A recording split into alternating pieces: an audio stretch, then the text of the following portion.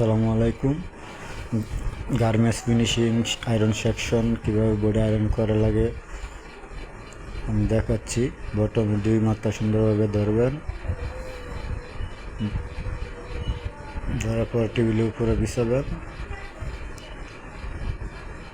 Side bottom সুন্দরভাবে বিছিয়ে নেবেন, সাইড 0 করবেন, বটম সমান করবেন, সমান করার পর আয়রন করবেন। নেকটা সুন্দরভাবে বসিয়ে নেবেন।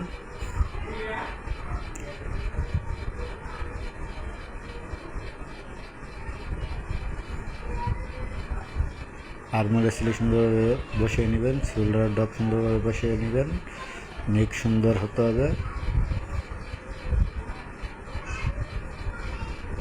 স্লিপ সুন্দরভাবে বডির উপরে বিছিয়ে নেবেন, বিছানোর পর আয়রন করবেন। দেখেন কীভাবে স্লিপটা সুন্দরভাবে বসিয়ে নেওয়া হচ্ছে, এভাবে বসিয়ে আয়রন করবেন। অনেকেই জানে না গার্মেন্টস ফিনিশিং আয়রন সেকশন কীভাবে বডি আয়রন করতে হয়।